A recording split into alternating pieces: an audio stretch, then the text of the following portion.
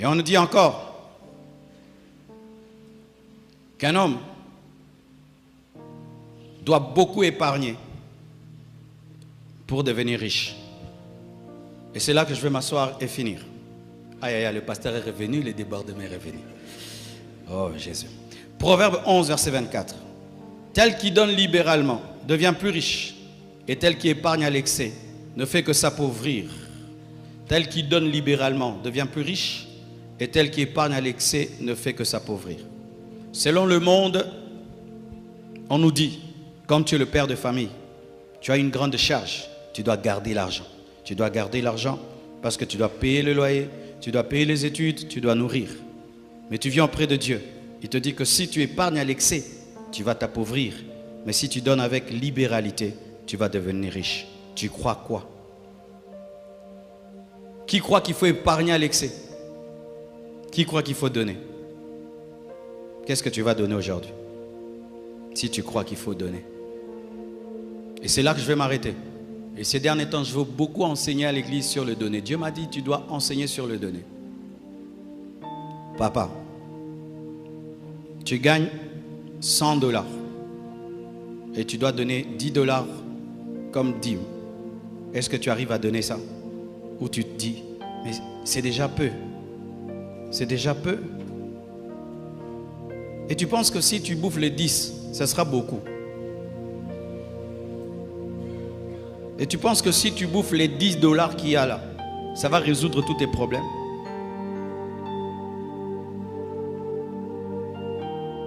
Est-ce que tu as la pensée de la libéralité? Qu'est-ce que tu as déjà donné à Dieu ou à quelqu'un de grand dans toute ta vie? Est-ce que tu as le souvenir d'avoir déjà donné à quelqu'un ou à Dieu, à l'œuvre de Dieu, une somme très grande ou un bien précieux de toute ta vie? À ton père, à ta mère, à un frère, à un homme de Dieu dans une église? As-tu déjà mené une offrande dans un culte où tu sens que vraiment aujourd'hui, j'ai vraiment donné? Beaucoup d'hommes, vous avez des problèmes financiers. Mais ces problèmes financiers ont fait de vous des chiches, des radins spirituels. Et remarquez, vous demeurez dans la pauvreté et vous y demeurez et encore et encore. Nous sommes en train de construire. As-tu déjà donné un grand sacrifice pour la construction? Nous sommes en train de déménager. As-tu fait une réelle contribution au déménagement? Nous allons recevoir bientôt 20 orateurs au 30 matin, 4 orateurs à équilibre. Est-ce que ça préoccupe même tes pensées de faire quelque chose? Nous avons culte ce soir. Qu'est-ce que tu vas donner? Ton plus petit billet ou ton plus grand billet? Qu'est-ce que tu vas donner ce soir? Ton plus petit billet ou ton plus grand billet? Je viens du Burundi. J'ai causé avec un homme de Dieu, l'homme de Dieu qui m'avait reçu précédemment. Il m'a dit, tu sais, Dieu a béni l'église. Maintenant, nous sommes à 600 membres. Là-bas, 600 membres, c'est beaucoup. Et Dieu m'a mis au large. Et tu sais, tu m'avais donné qu'un seul secret. Que tu ne donnes jamais à Dieu en deçà d'une certaine somme. Et moi aussi, j'ai dit, Dieu, moi aussi, je te promets, quand je donne l'offrande, je ne donnerai jamais moins que cette somme-là. Même si je traverse des moments difficiles, je donne toujours cette somme-là ou plus. Et aujourd'hui, Dieu m'a béni. Tu vas dans des restaurants chics, mais ici, quand tu donnes, est-ce que ça équivaut les restaurants chics? As-tu déjà donné à Dieu 100 000 $? Il y a déjà des gens dans cette église qui ont déjà donné à Dieu 100 000 $. Dans cette église. As-tu déjà donné à Dieu 70 000 $? Il y a quelqu'un qui a déjà donné dans cette église 70 000 $. As-tu déjà donné à Dieu 50 000 $? Il y a quelqu'un dans cette église qui a déjà donné 50 000 $. Un Congolais, pas un blanc. Oh, l'argent vient de l'Europe. Non, ici, 50 000 $. As-tu déjà donné à Dieu 30 000 $? Il y a des gens dans cette église qui ont déjà donné à Dieu 30 000 $. 10 000 $, il y en a. 5 000, il y en a. 2 000, il y en a. 1 000, il y en a. Parce que souvent, pourquoi je te parle des gens qui ont déjà? Parce que souvent, quand des tels montants commencent à monter dans ton cœur, tu te dis, est-ce que quelqu'un peut déjà donner? Je te dis, il y a déjà des gens qui ont déjà donné ça. Mes frères et sœurs, lorsque Dieu veut t'amener au succès, il te donne des directives. Et quand tu les refuses, tu restes à la case de départ. Et aujourd'hui, Dieu veut vous bénir financièrement. Aujourd'hui, tu mettras dans le panier des offrandes ton plus grand billet. Ton plus grand billet. Parce que comment tu peux dire que tu aimes Dieu, tu fais des cultes, tu rentres, seulement tu chantes, tu danses, ton argent tu sors avec. Comment? Les musulmans ne font pas ça. Les occultistes ne font pas ça. Seulement nous. Des miettes et des miettes dans les paniers. Des miettes et des miettes. Des miettes et des miettes. Et des miettes et des miettes. Tu prends une moto, elle te dépose le reste. C'est ce que tu vas mettre ici. Tu prends un taxi, le reste, c'est ce que tu vas mettre ici. Tu prépares ta veste, ta chaussure, jamais l'offrande. Tu cherches l'offrande en plein culte. Mais tu prépares la veste. La sortie dimanche avec la famille, tu as déjà préparé le montant. La sortie au restaurant après le culte, tu as déjà le montant. Mais le montant que tu vas donner, non. Si seulement quand tu vas mettre la main dans la poche, ce que tu tiendras là, c'est ce que tu donneras. Est-ce que même tu donnes tes dîmes? Tes dîmes, tu as 5 années de vol, 10 ans de vol. Et tu veux que Dieu te bénisse. Frères et sœurs, il fut un temps, j'étais un pasteur pauvre. J'avais un problème de renouvellement de l'intelligence en matière d'offrande. J'avais l'onction, les miracles, les prodiges. L'église grandissait. Mais après le culte, je restais debout devant l'église pour avoir un taxi. Et quand même j'avais un taxi, j'étais incapable même de louer un taxi. J'entrais devant à deux personnes, ne pouvant même pas m'acheter une voiture de $1000. Et je priais, je demandais, jusqu'à ce qu'un jour j'aille dans une église. C'était le temps des offrandes. J'ai vu l'homme de Dieu sortir une offrande. Alors j'ai compris que je jouais. Et un jour, ce qui a tout déclenché, mes frères, on a reçu un groupe musical français. Ils ont prêché, chanté. C'était l'heure de leur bénir. Et l'église n'avait pas suffisamment donné. Et je trouvais qu'on ne pouvait pas leur donner une telle somme d'argent.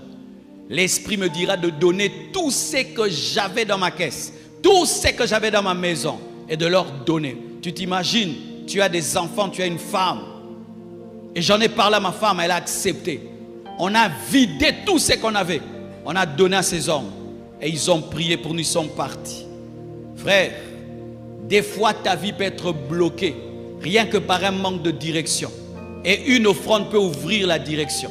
Ah oui, Corneille, la Bible dit, tes aumônes et tes prières, sont arrivées jusqu'à Dieu. Et un ange est descendu à cause des prières et des aumônes.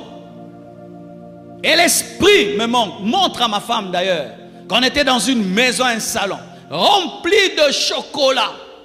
Et quelqu'un prenait un seul chocolat, nous donnait. Et j'ai reçu la révélation. Et on a appliqué la révélation. Et aujourd'hui, Dieu nous a mis au large. Vous savez qu'on a fait cette offrande, on a fait une semaine pour manger. C'était difficile. Une sœur habitait avec nous. Elle était étonnée de la pauvreté qu'il y avait dans ma maison pendant cette semaine-là. On avait accepté. Vaut mieux être pauvre pendant une semaine et devenir riche toute ta vie. Encore des miettes que tu donneras encore. Ici, tu donneras des miettes. Dimanche, des miettes. Mercredi, des miettes. Vendredi, des miettes. Et ne dis pas, je suis un étudiant. J'étais un étudiant. Lorsque j'ai reçu mes premiers $100 du ministère, mes premiers $100, j'ai pris le 3/4. Je l'ai donné dans une convention. Quand j'ai commencé l'église, pendant une année, tout ce que j'avais, je donnais à Dieu. Tout ce que j'avais, je donnais à Dieu. Je ne prenais que 50 francs ou zaïre, je ne sais plus. Et je rentrais à la maison. Je venais à pied et je rentrais en taxi, taxibus. Ne dis jamais, je suis un étudiant. Dieu ne te demande pas de donner comme le millionnaire. Dieu ne te demande pas de donner comme un riche. Il te demande de donner dans ta pauvreté. D'ailleurs même, l'une des offrandes les plus acceptées, valorisées dans la Bible, c'est l'offrande d'une veuve. Lorsque Élie devait être nourri, il a été envoyé chez une veuve qui devait tout donner chez la veuve. Pas seulement chez la Sunamite Élisée, mais on parle aussi de la veuve de Sarepta. Lorsqu'Israël a quitté l'Égypte et ils sont entrés dans le désert, malgré le désert, Dieu a demandé une offrande dans le désert. Quel manque de pitié! Non, c'est ça la révélation pour entrer dans la richesse. Mais si tout le temps tu présentes ta pauvreté, tu seras toujours pauvre. Comment Dieu va te donner de l'argent alors que toi-même tu es dominé par l'argent? Comment Dieu peut te donner de l'argent alors que tu es cupide? Comment Dieu peut te donner l'argent et tu ne peux pas te débarrasser de l'argent? Parce que lorsque nous donnons à Dieu, c'est alors que nous prouvons que nous avons dominé la cupidité. Lorsque tu peux prendre une voiture, tu donnes, Dieu voit que la voiture ne te dit rien. Lorsque tu peux te donner une maison, Dieu voit que la maison ne te dit rien. Lorsque tu peux prendre une somme d'argent, Dieu voit que l'argent ne te dit rien. Ne dis jamais que toi tu n'aimes pas l'argent si tu ne donnes pas l'argent. Ne dis jamais ça. Des gens qui aiment critiquer. Oh, les hommes de Dieu, toi-même tu ne donnes pas, tu es un cupide. Prouve-moi ton manque de cupidité en donnant à Dieu des choses qui te font mal. Tu as demandé le travail à Dieu, il t'a donné. Qu'est-ce que toi tu lui donnes? Tu as demandé des bénédictions à Dieu, il te les a données. Qu'est-ce que tu donnes? Toute ta vie, ce n'est que de l'ingratitude. Toute ta vie, ce n'est que du vol. Et c'est que je prêche. Je ne le prêche pas pour la fin de la convention. Oh, il dit ça et puis on va donner, c'est fini. Non, fais-en un principe de ta vie. Un principe de ta vie. Pendant que je suis venu dans ce culte, je suis venu avec cette offrande-là. Et je le fais. Je le fais au premier culte, au deuxième, au troisième. Frères, sœurs, sinon, vous aurez des bénédictions dans les autres domaines. Mais pour ce qui est des finances, l'argent ne va pas vous respecter. L'argent ne va pas t'honorer. Dieu ne va pas te donner ça parce que tu adores ça.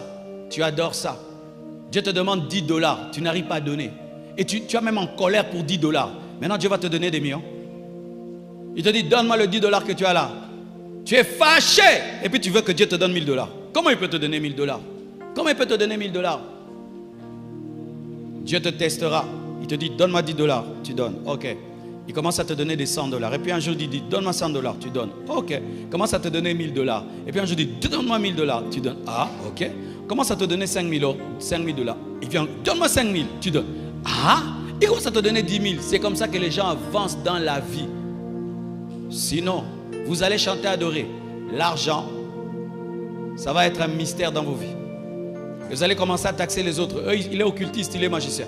Il n'est pas occultiste, il n'est pas magicien. Là où toi, tu ne donnes pas à Dieu, lui donne à Dieu. Lui donne à Dieu. Et je t'assure, l'argent, ce n'est pas que des billets. Je termine avec ce témoignage. Vous savez, quand on devait acheter la parcelle ici, on achetait $1 million. Une église de jeunes étudiants à $1 million. Comment une église de jeunes étudiants peut acheter une parcelle d'$1 million? Comment? Sans même un crédit bancaire. $1 million. Vous savez ce que j'avais fait? J'avais écrit le montant à droite, 1 million. Et ce qu'il y avait dans la caisse. Quand on avait 200, j'écris 200. Quand on a 300, j'écris 300. Quand on écrit 400, 400. Et vous savez, à force de mettre le montant qu'on avait à côté du montant qu'on devait avoir, $1 million n'était plus rien pour moi. Des fois, je confondais que c'était 100 000. Et à force, ce n'était plus pour moi un grand montant. Et quand j'ai cru qu'on pouvait avoir, on a eu. Tu vois la somme là qui te terrorise, tu ne l'auras jamais. Elle t'effraie déjà, comment tu peux l'avoir? Dieu ne peut pas te donner une somme qui t'effraie. Il faut que tu la trouves normale. $1 million pour moi c'est normal. Ah oui, tu me mets $1 million, je ne veux même pas transpirer. Je ne veux même pas trembler. Je ne veux même pas trouver que c'est grave. Parce que dans mon esprit, c'est un petit montant. C'est lorsqu'une chose devient petite que Dieu te la donne. Mais si elle est effrayante, tu ne l'auras pas. Parce que tu peux abandonner Dieu pour ça.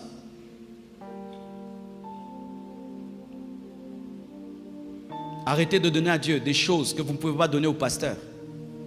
Frère, l'offrande que tu as préparée là, tu peux me donner ça? L'offrande que tu as préparée. Si je dis, ne donne pas, donne-moi ça. Tu peux me donner ça? Tu ne vas pas me donner. Mais c'est ce que tu vas donner à Dieu. Si je disais, non, aujourd'hui, donnez-moi seulement ça. Tu vas mettre ça ici? Tu ne vas pas mettre ça ici. Mais tu vas mettre ça là pour Dieu. Donc je suis plus que Dieu. Quand j'ai compris ça, j'ai dit c'est grave. Si tu reçois une autorité chez toi, tu vas acheter du jus. Je ne sais pas si les jus coûtent combien. Ça coûte combien les jus CRS? 5 000. Si je viens chez toi, tu vas acheter le jus CRS. Mais tu ne peux pas prendre une offrande de 5 000 donnée à Dieu. Vous voyez des petites choses comme ça. C'est pourquoi l'argent, beaucoup de chrétiens sont pauvres. Sont pauvres. Et quand j'ai rencontré des chrétiens qui pour eux les voitures, beaucoup d'argent c'était rien, je me suis rendu compte qu'il y a des hommes qui existent sur cette terre qui peuvent se défaire d'une chose parce que Dieu a parlé. Qui peuvent te donner une somme d'argent. Dernièrement, une femme vient de très loin. Elle m'a donné beaucoup d'argent. Elle dit, elle a quitté l'Europe. Elle dit, Dieu m'a dit de te donner. Quand je reçois, Dieu m'a dit, tu vois dans cet argent que tu as reçu, il y a tel homme de Dieu qui a besoin d'une voiture. Toi, si tu prends, tu lui donnes qu'il achète la voiture. Je l'appelle, je lui donne. Et puis Dieu m'a dit, j'aime ton cœur. Vie chrétienne, ça ne s'arrête pas à danser, chanter. Non. Vous avez des grands projets. Si tu crois que ce grand projet va arriver, pourquoi tu ne donnes pas l'offrande de ce qui arrivera? Seigneur, je crois que tu feras de moi ceci en signe de foi. Je fais cela. Salomon, on dit qu'il était riche. Mais voyez l'offrande qu'il a donnée. David, les offrandes qu'il donnait à Dieu. Comment des fois nous pouvons être nombreux comme ça? Quand le diacre donne les comptabilités des offrandes, on croirait une église de 500 personnes. Pourquoi?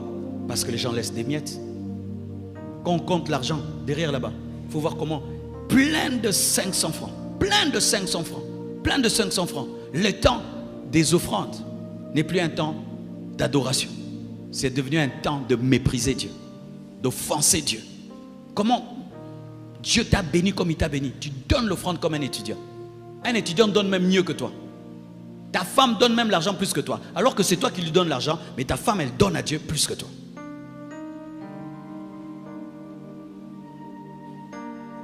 Il m'a dit de vous parler ainsi.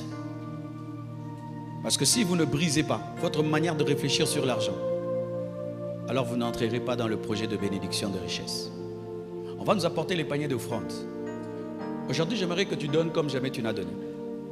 Que tu donnes le plus grand billet que tu as. Et si tu n'as que des petits billets, tu donnes beaucoup aujourd'hui. Que ce soit un test et une manière de faire que tu vas continuer toute ta vie. Et tu reviendras me dire, pasteur, depuis ce jour-là, le Seigneur a commencé à me bénir. Et je sais ce que je dis. Alléluia.